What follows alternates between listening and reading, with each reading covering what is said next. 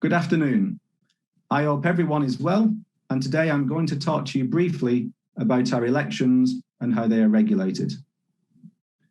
As many of you will be aware, the Federation elections are governed by the Police Federation Regulations 2017 and the Police Federation rules. The rules have been reviewed since their introduction in 2018. Discussions have taken place with the Home Office around proposed updates and changes to the rules. Following lengthy talks with the Home Office, the Home Secretary agreed to certain changes to the rules, and these are now available, along with the Police Federation regulations, on the Police Federation website. This allows us to commence our election process on the 1st of July this year, starting with branch elections, then moving to the National Council elections, and finishing with the National Board elections. Once again, we have asked My Voice, a company specialising in electoral services, to manage and oversee our election process. One of the changes that was introduced for this election cycle was a requirement for the local branch chair, secretary and treasurer to satisfy either an experience or qualification requirement, or if they can't do this, to make a commitment to obtain a relevant qualification. For those who are not standing for these three positions, those who are wanting to stand as a Federation representative for the first time, or have been a representative before and wish to return, there is no such requirement. I'd also like to remind you that training and support is available and is provided to all Federation representatives, especially those who are new to the role. One area that has not changed since the last triennial elections is the safeguarding of seats for female and BAME candidates. The reason for this is to ensure that we as a Federation are as representative as possible to the police service itself. For this election cycle, the proportion of female officers and BAME officers was taken from the Home Office statistics as at the 31st of March 2019. This showed that the number of female officers was at 30.4% and the number of BAME officers was at 6.9%. This means that where there is an insufficient number of candidates to be representative of the police service, then provision will be made to select additional female and BAME representatives. The work that you have all done over this triennial period is of vital importance to our membership. Whilst this is at times demanding and stressful, I hope that you have also found it rewarding. I also hope that you have all made the decision to stand for election again as a Federation representative. If not, I wish you all the best in your careers and future life, and take this opportunity on behalf of the Police Federation to thank you for your hard work and dedication. Lastly, one of the campaigns that we have used again is our Reps at Work campaign. Events have already taken place and more are planned after conference, and you will hear more about this shortly from our Vice Chair, Shay Donald. Thank you for listening and enjoy the rest of the session.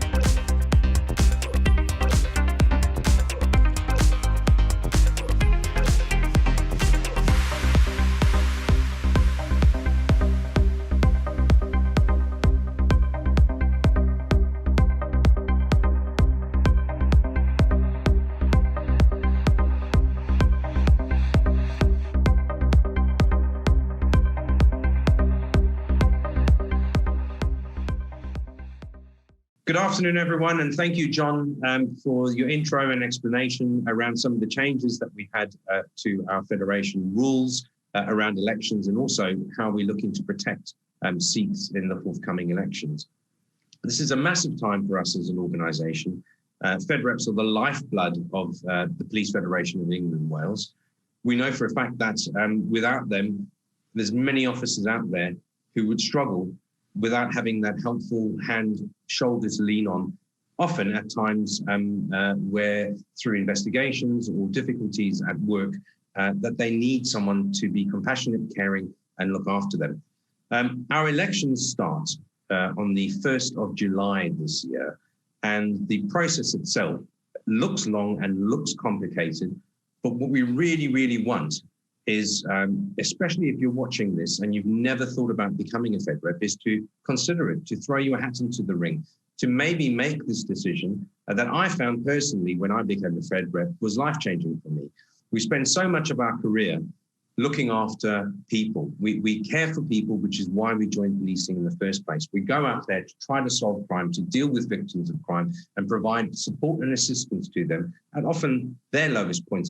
But we often forget about who looks after those officers who are doing that thankless and selfless task. And that's what the Federation exists for. It's to look after each other. It's just a big family.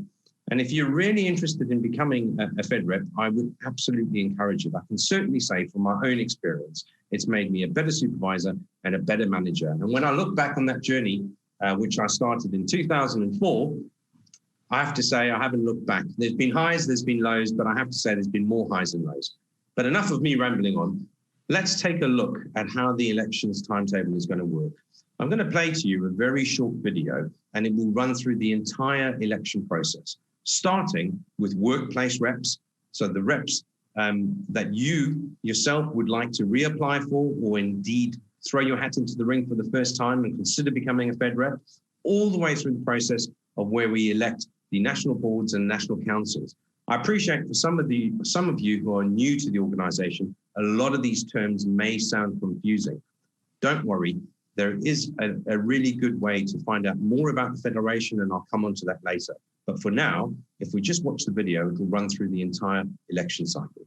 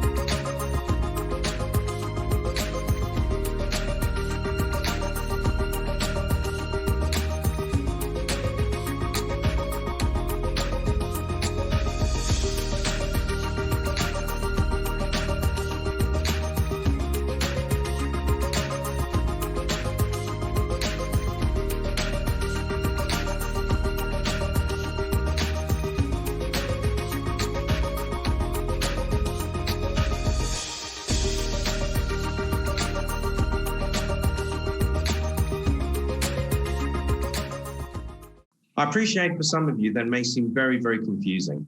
But like I said, we can provide much more details on some of the terms and expressions that you may have seen in that video that are alien to you, such as what is the National Council, what is the National Board, what's the difference between a branch board and a branch council, and all of those details can be found on our website polfed.org. Also, if you're really interested in becoming a Fed rep, we've got a wealth of information also on our website. If you go to the Police Federation page and type in reps at work in the search bar, it should bring it up to you. We will have a slide pop up at the end of the show, which will give you more details on the exact location of that website. Like I said, it's got a wealth of information about how you can become a Fed rep. It's also got stories of Fed reps on there. So officers just like you, just like I was, who were thinking about becoming Fed reps, then made that jump, and then they explain how it's potentially assisted them in their own roles, how it's assisted other colleagues and friends in performing that duty of becoming a Fed rep. Something else that we've been really, really proud about is we've been running something called election cafes. So over the past month, what we've done is we've held 3 election cafes in different times of the day, which was a coffee morning, for want of a better word, where we invited normal police officers to come in and have a listen and hear stories from reps themselves, and also how we are looking to increase our diversity within the Police Federation. Just as we often hear, a police service should be entirely reflective of the communities they serve, we as the Police Federation want to be as reflective of the members that we have in the organization. So we're going to host 2 more election cafes. I really do encourage you to come along to this. It's very easy to book onto it. There is a link available. We will be publishing out this across social media. We'll also be on our website under the Reps at Work heading. So please do have a look at it. The first one we're going to hold is on Tuesday, the 15th of June, and we'll run for 1 hour from 12 until 1 o'clock. If you can make that, please do. It offers you the ability to have questions answered that you may have about becoming a Fed rep. We will be on the call. We'll be able to answer those questions for you. And then we're doing a second session again on Monday, the 21st of June, running from 2 to 3 p.m. So just to repeat, Tuesday the 15th, 12 to 1, and Monday the 21st of June from 2 to 3. I really do encourage you to come along if you've thought about it, or if you've got more questions or concerns, perhaps about becoming a Fed rep. I will say that often it's a thankless task, but it's extremely rewarding. And if you speak to someone in your station or in your force who is a Fed rep currently, I would encourage you to ask them how they find it, how are they enjoying it, and that might be the impetus that you require to become a Fed rep yourself.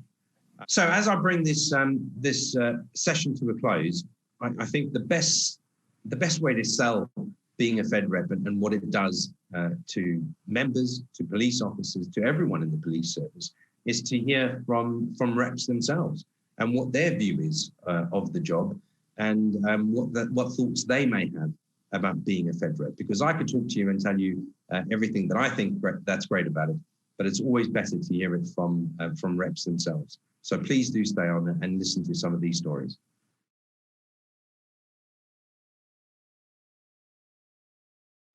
I'm Bal Gill. I'm a detective constable based at Leamington Spa Police Station with Warwickshire Police. I became a Federation rep for 2 reasons. Firstly, to find out where my subs were going, and secondly, to have a BME member on the board. The work I'm primarily involved in is representing detectives and their issues, and also I'm an equality rep. This is where I represent officers, both detectives and uniform, regarding equality issues they may have with the organisation. I would strongly recommend others to join the Federation, especially BME officers. The organisation, i.e. the Federation, and plus the police service has changed so much. It's so dynamic now. We need individuals there to represent. Having the opportunity to represent other officers who perhaps don't feel empowered to be able to come forward and approach management with issues they may have, I find satisfaction being able to do that for them.